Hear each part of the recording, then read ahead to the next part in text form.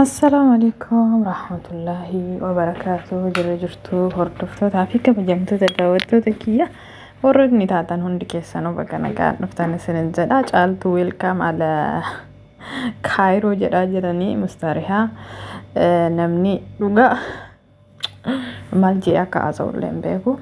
Garuu baay'ee tokko wanti na gaddisiise maal inni yoo jettan namni sila maal ta'e biyyi maal ta'e namni baqataa ofii immoo hin baqatinaa hin deeminaa namaan hin deeminaa jedhan ofii immoo ta'uu fiiti immoo biyya taa'uu jibbanii kun akkuma agartan kana deemanii jechuudha.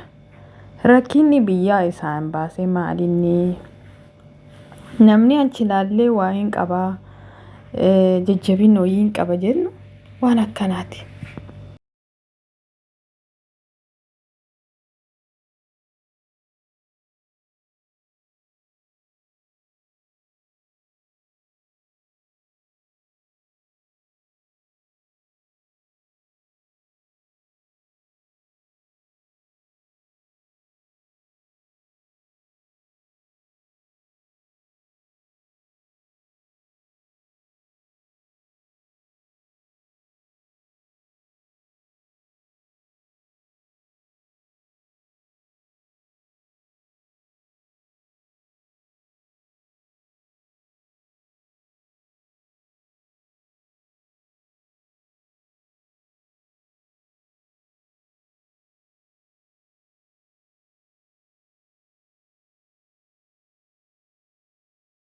Saniifuu kun caaltuun akkuma agartan Kaayiroo deemtee jedhan Kaayiroo makana nullee deemnu malee hin taane Kaayiroo san keessa maaltu jira maalumatu jira Kaayiroo keessa namni biyyaa baqatee biyya biraatirraa gara biyyaa galee deebi'ee biyya hambaa deemaa jechuudha.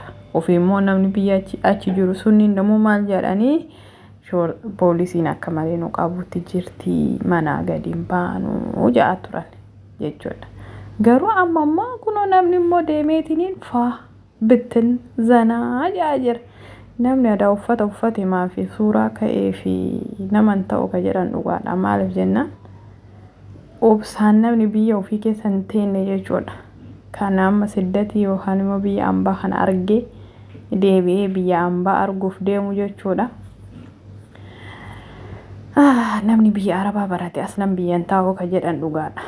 Namni biyya hambaa taa'ee sammuun isaa sirrii miti ka jedhan sirrii makalaas dhugama. Maaliif jennaan namni biyya taa'uu didee kun akkuma agartan gara biyya biraa deemaa jira. Mana hidhaa keessa gabrummaan gahee jira. Biyya hambaa hin deemina. Biyya hambaa gaarii miti. Biyya hambaa akkanaa jedhan ofii immoo ofii isaaniitti ka'anii deeman biyya hambaa keessa jechuudha. Biyya namaa hin deemanii ofii immoo nama hin organii jechuudha. Kana jechuun maal jechuudha? Maal hundi keenya haa dhufnu? Hundi keessanuu koottaa biyya hambaa bareedaa gaariidhaa biyyi keenya fokkotaa waan ta'eef biyya keenya koottaa biyya hambaa deemnaa jettanii karaa itti deemtan sanillee akkaataa itti deemtan namaaf yoo ibsitan maal rakkoo qaba? Maal rakkoo qaba? Haa deemu namni uffata isin uffattan kana namni illee haa uffatu warri biyyaallee haa uffatu maal qabame? Akkanatti isinin jaha caaltuun kunoo welkaam alaqaa maal jedhan biyyatti Kaayiroo jedhan san deemtee jirti. Kaayiroomaan tun maal qabdi hin beeyne na baay'ee nama gaddisiisaa isinin jedhaa. Namni biyya hambaa keessatti dararamee mana hidhaa turee waa hedduu argee karaa kana akkaataa itti galan arganii deebi'anii biyya hambaa keessatti deebi'uu jechuun yaani bakka namni obsan qabu namni biyya Arabaa keessa jiru waa takka hin qabu biyyaa jechuudha. Maaliif osoo qabaatanii silaa biyya hambaani biyya hambaa dhugama uffatu bichaa taatee jechuudha. Saniifuu ijoollee tana argitan hundi keessanuu biyya hambaatirraa hin galinaa dhugaa. Namni isaan arge ani gara biyya hin gala jee hin abdadhu. Maaliif biyya galtanii wanti tokko akka hin jirre isaanumarraayyuu baruu dandeettanii jechuudha. Saniifuu xaaratanii dalaganii dadhabanii maal jedhanii biyya galanii dadhabanii jireenya biyyaa san dadhabanii deebi'anii biyya hambaa keessa deemanii jechuudha. Saniifuu wannummaan biyya isin galcha wayitu hin jiru jechuudha. yoo waraqaa qabaattan deemtanii maatii keessan laaltanii deebi'u yoo immoo waraqaa hin qabaanne taatan zimjaataa hin galina gara biyya keessanii yoo dandeettan indoo warra biyya sanuyyuu kaargoo godhaas deebisa haa dhufanii garana jechuudha haa dhufanii warruma biyya sanuyyuu yoo dandeettan yaamaa malee isin achitti hin deebinaa isaan as yaamaa malee jechuudha argitan kaa